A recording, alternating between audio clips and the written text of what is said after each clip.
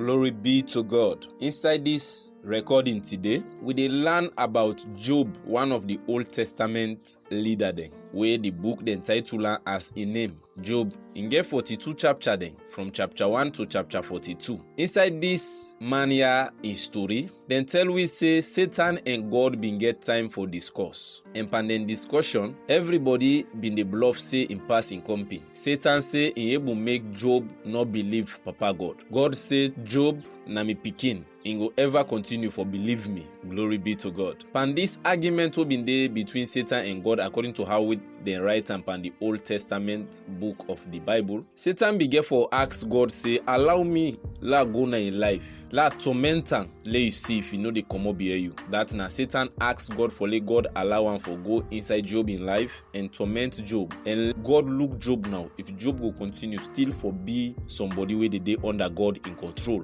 So according to wetin they write, dem say God bin allow Satan for go inside Job in life. Now wetin I wan let you understand, God and Satan no ever get this discussion. Satan or the devil na angel wey been denying God. God no create Satan, God no make Satan. Na devil wey denying God, na be angel. Per English dem say fallen angel, na somebody wey don deny somebody. And when you deny, if you na pikin wey dey under your papa in control and you deny your papa can just drive you say left me your house. And when you left your papa in house, he can call you now any other name wey you want for call you. If you not say you na bastard pikin, he go just say you na somebody wey no get blessing, or you na a street boy and call you whatever name now he want for call you. Na the same way Satan God no make her as Satan, God be make her as angel. Therefore be spirit the way they work for we. Now make we go na Hebrews, the writer tell we say angel then na for work for mortal man,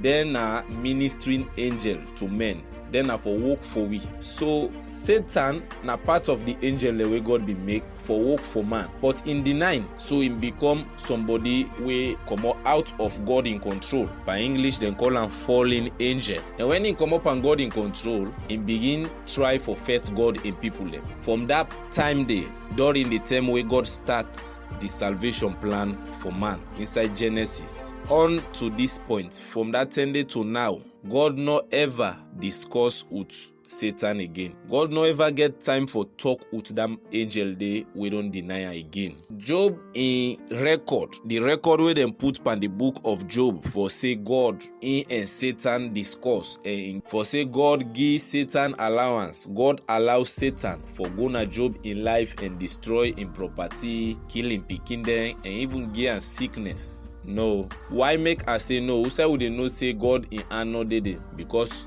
the Old Testament book, now the new one they explain them. And I don't tell you now, the Old Testament book and the New Testament book, the old part and new part from the Bible, then all they pass the same message, not to different book then, like how Boku people can say. Now one book, and then they give out the same message. So Job in story for say God allow the devil for go inside Job in life. No, not to so him be. God no ever allow. Who say would they say God no allow? The new part pan the Bible explain to we say God, not to God where they allow for the bad thing happen by him picking. Not to God where they look bad thing they happen by him picking. Not to God where they support person for go do bad thing to him picking or by him people them. God not to God where they tolerate for later even test him picking. Inside James chapter 1 verse 13 they go to 17, then tell we they God know the test, God know the tempt. Anytime where you see testing and tempting, you say you feel like say something they draw your attention, for lay elect, for lay they part of, not to God. Now because of you lecker, now you lackness they make you focus day. If you not lecker, you know the interested day. And one thing, you lackness, God know they can't even before you push you, test say, no go and outside they go so bad. God need they enter by you lackness. By English, then put and say, God need they permit or allow. God need they interfere by you desire. What you want, I want and so in good day. When God make man, the thing way they make you focus power wetin you want, wey dem call per English desire, wetin you like, wetin you think today for satisfy you. God no enter per am. God no dey enter per that desire dey. Na im make even when I dey preach the gospel to you, I dey tell you wetin God like, wetin God want let you focus pan. You go look am and shake your head and forget about that. But you know say na the absolute truth, na the complete truth I dey tell you so. But you know dey grab to am say let focus pan this truth here. The Tonko Bible truth revealer dem don tell we say let we focus so, let we dey pan wetin God wants. Wetin you go decide for do, na for do wetin you feel for do, wetin you believe say in okay to you. God no dey can hold you necktie or jack you close say comot yanda you don tell wetin dey tell you this thing. If you for do that day, who sign for start am na Genesis. If for just go hold Adam, jack and tell am say, "Bo, you na me create you, and out of you na dey I pull Eve. Why they allow this woman here for control you?" God no do that. In dey watch them, na the same way. God no dey allow devil for go spoil you life. God no dey allow bad thing for enter per you. God elect you, but you no enter per you will. Even though with electness, in dey advise you, give you advice, give you warning. Now question: wetin kill Job in pikin dem, or why make the sickness be enter per Job and Job lost in property and pikin dem die together? If I don't completely tell you say God no been allow Satan, Job in pikin dem and property plus the sickness we been get, him be get that due to afraid. Job been afraid too much. Job na be man wey no get confidence pan God, and na somebody who been afraid big one. Job from where him been dey as a man wey no get sickness, as somebody wey rich, him be just dey sit down in mind, and dey think say sometimes him pikin dem don commit sin, so let him pull Sarah for him pikin dem. Him be afraid too much, and Job been dey think say him pikin dem dey go sin na corner, then dem can dey with am together. So for that reason, him be get Sarah wey dey pull. He not sure say him pikin dem dey sin, but the afraidness been dey in a normal. Job no been believe God that God, even though na me papa, if me pikin dem go sin self, God get for forgive them. Job no been get that thinking pattern in him mind. Job been just believe say this God, so tell me pikin dem don't sin, la offer a sacrifice for them. Glory be to God. So Job been afraid. And another thing wey you understand, Job no be ever sabi God for God, and Job no be ever get first class information about God. Job the God way in sabi na God way people in the tell am. Then say that then say information. Then say information you no get root. Where you real lie you take you back the goat and before. Now the same way Job been sabi God. When people encounter and tell and say this God na so, in back in believe. When people encounter and tell and say this God in get for take you property then, in back in believe. So Job no be ever know God for God. Him be know God by then say where then can then tell and say na this God get for do in believe. He not be know God from the Old Testament part even of the Bible. Him be just be the get God as a rumor. He not be sabi God for God. Glory be to God. So Job been get that fearness day, and we all know the Bible say let we not give place to the devil. The Bible tell we past 30 times say let we not afraid. So for afraid bembe na for na deny they deny God in word. Where you dey afraid na deny you they deny God in word na sin. And we know say the salary way sin they give you as a payment na die you get for die. The wages of sin is death. So Job him been dey live under fear, afraid. That fear and afraid wey Job been dey live under na him open space for the devil. And Job, even the fear wey him been dey fear na sin to Papa God, na deny him been dey deny God in word. Job been afraid stay even na Job 42 verse 15. They record and they say in pikin, one of in girl pikin be the pikin wey dey afraid pass every girl pikin na the tongue beside Job been dey. You see, in afraid thing transfer upon the pikin there. That they tell you say this man him be get fearness too much. The fearness been boku param. Him be afraid say in pikin they record as one of the pikin there wey dey afraid pass everybody na the whole tongue side Job been dey. So that don't tell we say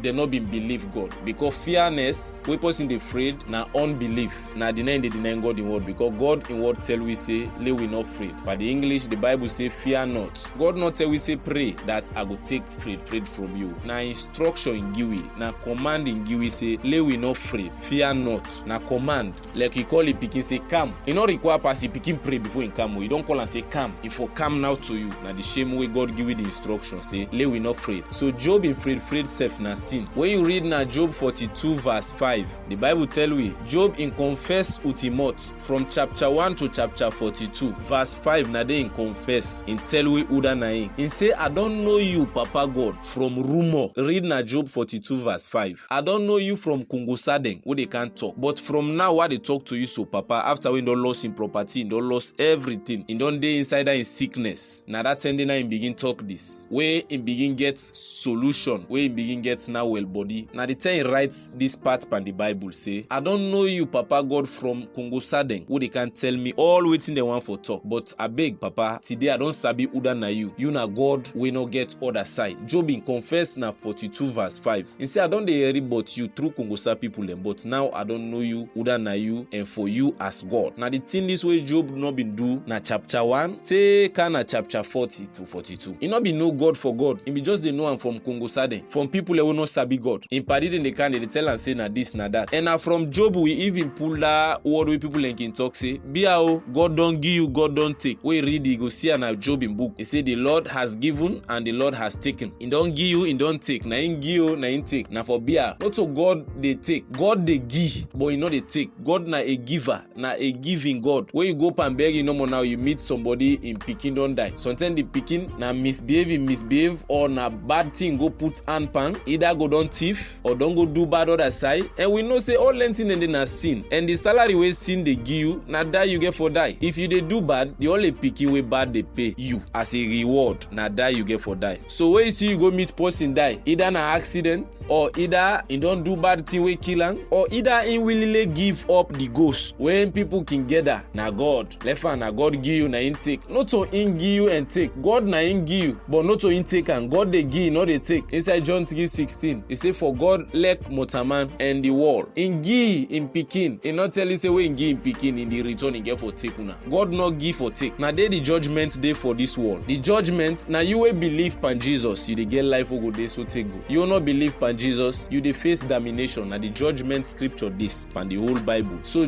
Job not been sabi God. Job been the live with God from Congo Sadeng. In knowledge, in sabi when be sabi Papa God na from Congo Sa people. Now somebody go say, but the Bible say let we tell God thank you for everything. Inside 1 Thessalonians 5:16 to 18. The Bible say let we tell God thank you for everything. Listen well. You dey tell God thank you for everything, not for everything. For everything mean na him give you the problem. No. But you dey tell and thank you wey don dey panda you bad situation dey. Tell and thank you because he know they change. In your plan na for pull you panda problem dey. If you dey pan sickness, tell and thank you. Not tell and say thank you for this sickness wey you give me because not to God give you the sickness. Not tell and say thank you for this problem wey you put me pan. God na you know. No, not to God put you pan that problem dey. But you dey tell and thank you because you know say even this problem here where you don't mistakenly calculate, you don't go inside pan. Where you don't prepare for yourself. The bad thing the way they do don't make you don't get this accident. Or the control where you not able to control your mind. You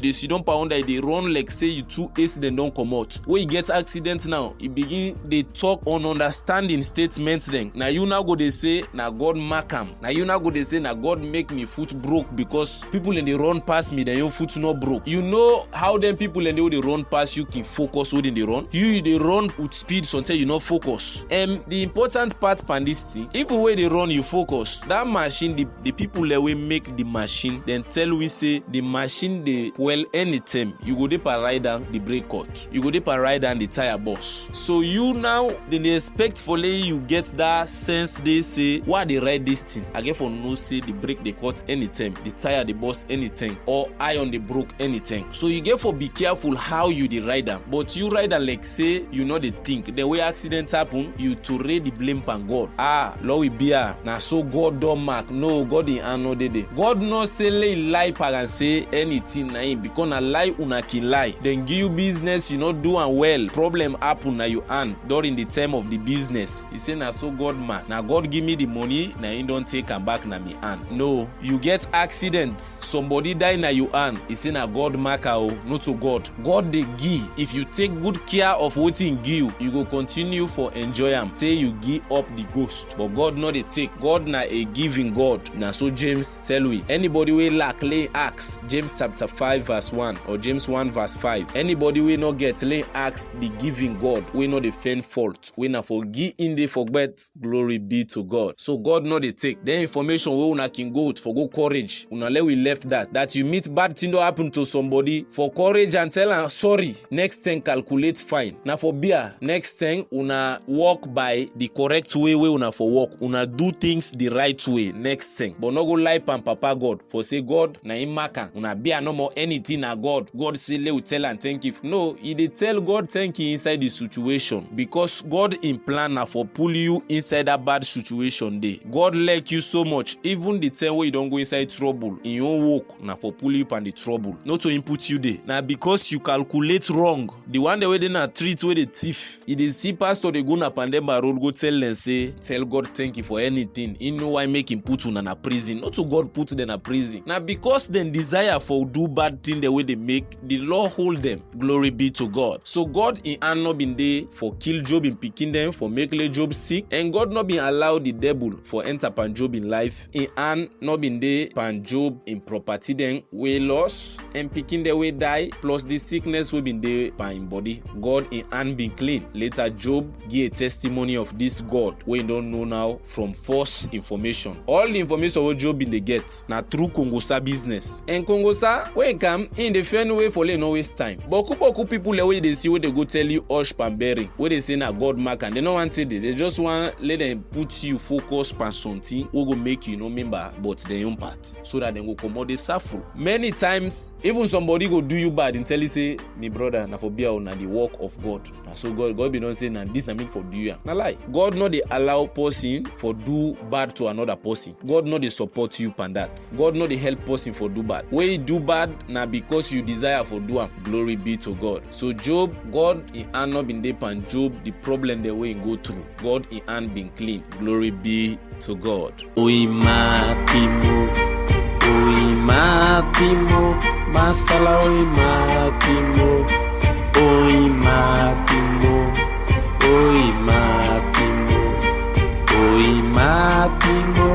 masala oimatimo,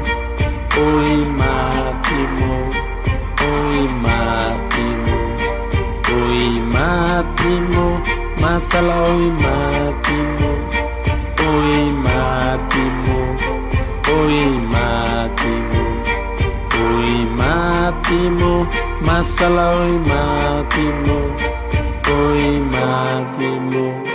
bami.